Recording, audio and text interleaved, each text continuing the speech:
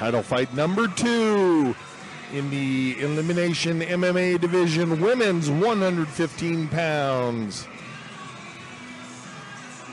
Veronica Graves making her way to the cage. She's going to face off against Nikki Hines-Ward.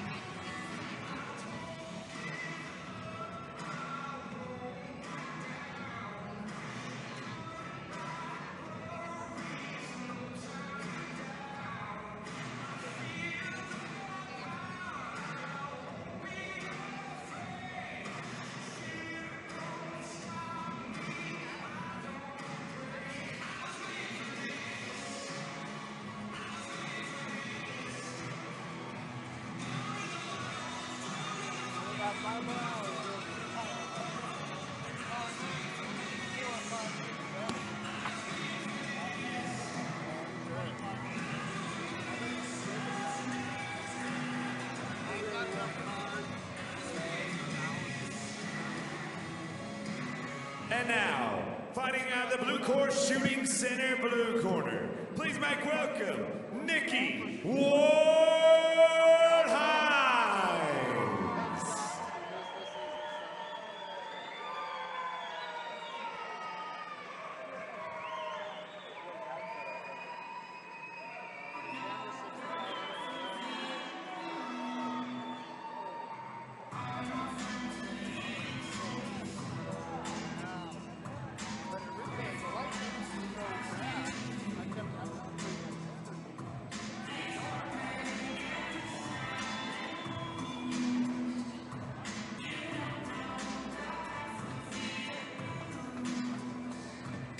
Tail of the tape here, we've got Ward Hines at 33 years old versus the 29-year-old Graves. Close in height, with Hines having just a 1-inch height advantage, and a grappler versus a freestyle fighter. Graves coming in at 2-2 with her record versus the undefeated record of Nikki Ward Hines at 2-0.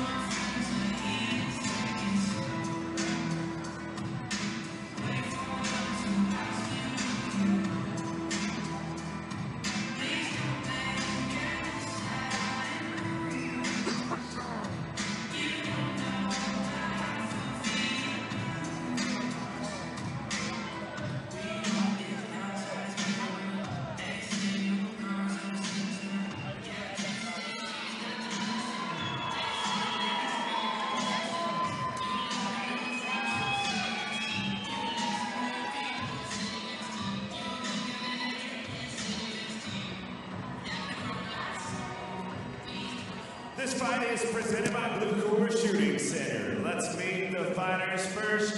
Fighting out of the Dynamic Mortgage Concepts red corner, from Easton Training Center in Boulder, Colorado, please make welcome Veronica Graves.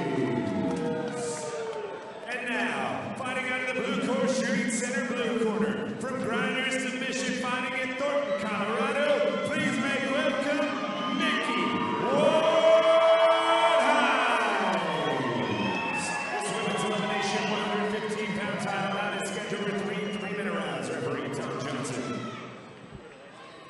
So Graves, representing Easton, has the green top, facing off against Hines wearing the multicolored top. She's representing Grinders Fitness. Referee Tom Johnson, third in the cage, and away we go. 115-pound women's title MMA action. Excited to see how this fight plays out. Both of these girls come from extremely good camps. I expect conditioning to not be an issue at all. On Hines' side, she was actually a professional figure skater for almost 20 years, so it'll be interesting to see how her footwork comes into play. And balance for sure.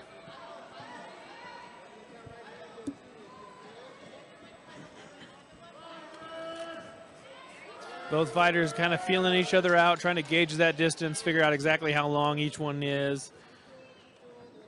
Yeah, only a 1-inch height advantage or difference between the two, rather, so fairly even there, but never know who your training partners have been and whether or not you're seeing somebody that's equal in height and reach like that.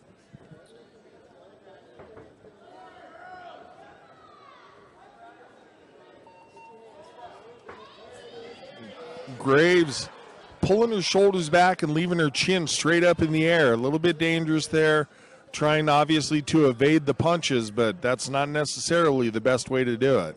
No, not at all, especially in MMA when you can come over top of that with a kick. A lot of people think their head is out of punching range, so they're safe, and then they catch a foot across the face, make you go to sleep real quick.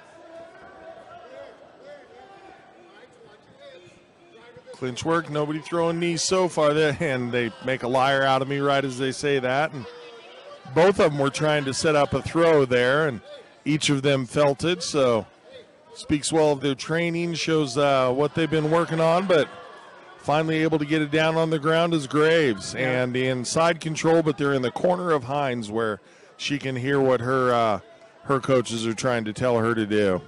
Yeah, and that was a solid hip toss by Graves. And that was what she was going for the whole time. You saw she was controlling that shoulder, kept trying to hip her hips back through. Setting up the arm. Now has an arm, does have the legs across. Let's see if she can get this extended. She's got to get her legs across just like that. She's not across the face. She's actually under the far armpit of her opponent. You can still extend it. It's a little easier defense for your opponent in this position, though. Yeah, and a lot of times an opponent, if you're the one with the arm bar being done on you, will try to kind of roll through, but she's against the cage, so that takes that escape away. She can't just roll through it and try to pull out. And wisely going with knee on neck. Not a comfortable spot to be in by No, any means. do what you can to make your opponent uncomfortable every moment of the fight. Only 10 seconds left. Hines trying to get off a few strikes here from the top, but obviously needs to keep her arm safe as well. And that can be a little bit of a tough proposition because typically you're looping one arm around through the other hand, and as soon as you let go to try to punch, it takes away some of the strength of your defense.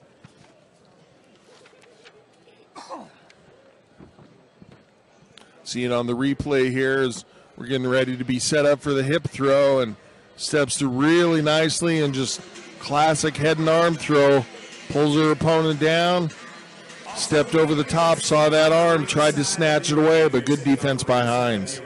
You are welcome to move over to the cage side so you can see a little bit better. Our final fights of the evening are on the cage side. Again, if you're sitting on the ring side, you can move over to the cage side of the arena if you'd like at this time.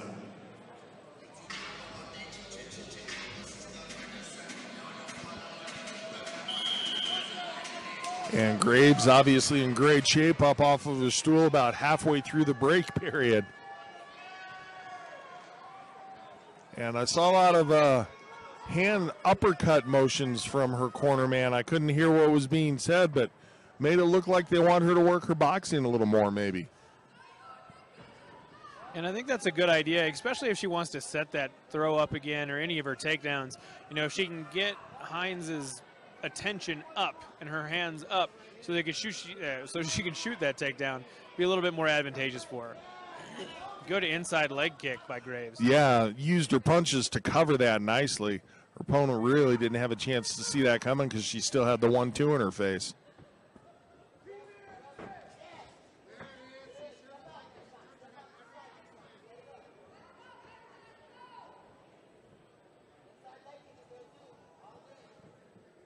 Corner of Graves saying that the inside leg kick is there.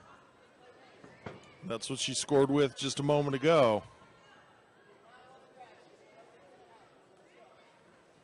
Speaking of leg kicks, wonder how Pop Rocky's leg's doing right now. We're going to find out in a couple of fights.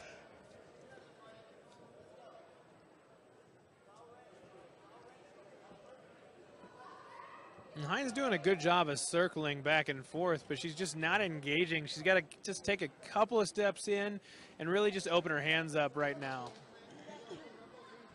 Yeah, and again, we talked about their height and their reach being very equal here. No real distinct advantage for either fighter, so you know exactly where your opponent's techniques are going to be. It's not any kind of a guessing game here.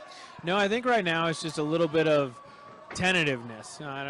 She's not super confident, I don't think. So she just needs to come forward, land a couple of punches to gain some of that confidence so she can open up and really use her game plan.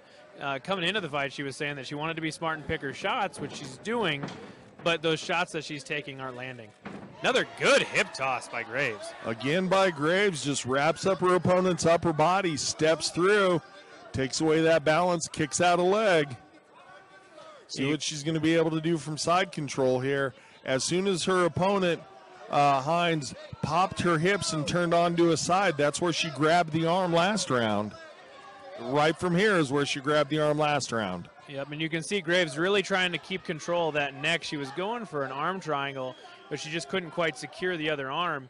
But really trying to control that head and neck and keep Hines on the ground flat, leaving her no room to shrimp in and try to get at least half guard.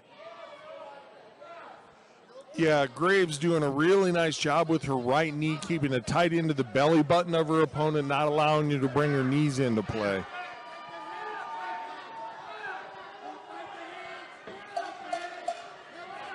Ten-second clacker sounded. And nice job there trying to kick the leg out. Yeah, and she's trying to pick her shots wisely going into the in-between rounds here. She's trying to pick her shots wisely, and what you got to be so careful with there is an elimination fight. You can't knee to the head. It was perfectly set up. And just really very committed to working her way into the clinch. As soon as she grabbed hold of her opponent, she had a hold of something. She wasn't going to let go. Basically walks her way up the body, wraps up the upper body, gets the hip toss takedown again. Nice work by Graves. That was actually a really very technically set up takedown.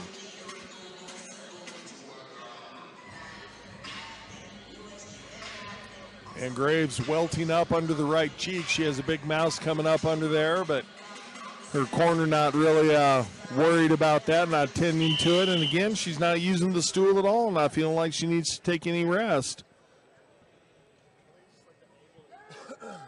All right, final round, title on the line.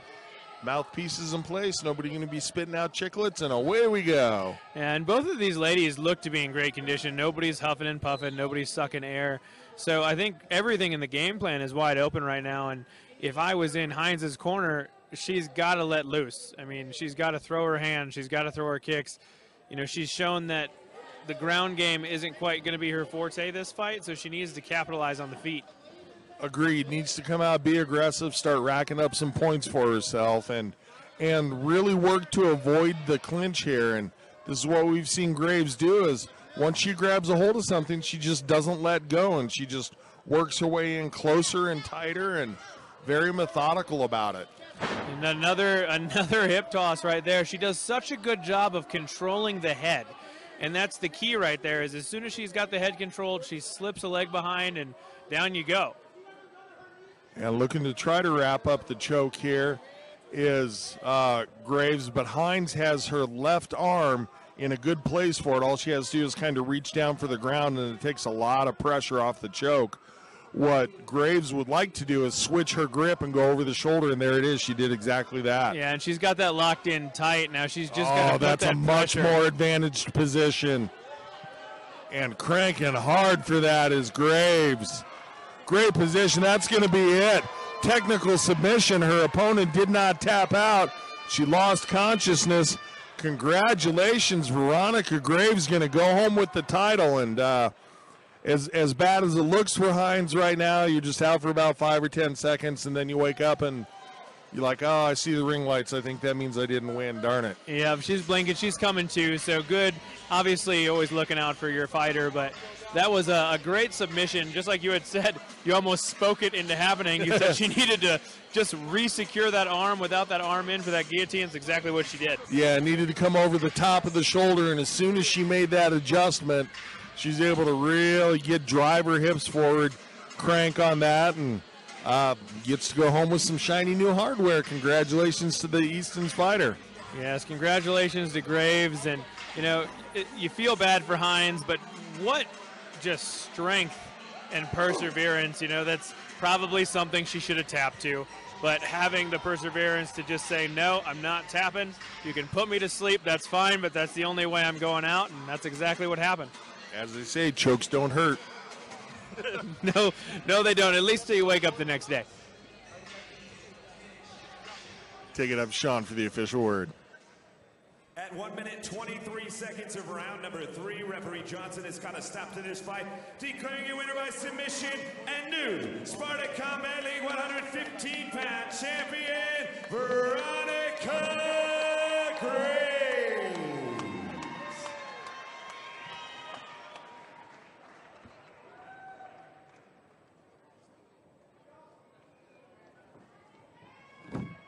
Hey, I'm backstage now with Veronica Graves, who just won this beautiful new belt. How's it feel to get that submission win? Amazing. I just thank my Lord and Savior Jesus Christ first and foremost. What was your strategy going into this fight? I knew she was really tough. So, I mean, I'm a judo player, so judo, that's, you know.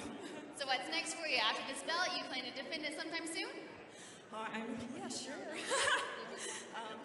Let's get more fights and keep going. All right, well, enjoy your victory tonight. You deserve it. Congratulations. Veronica Graves, everyone. Good job. It is time.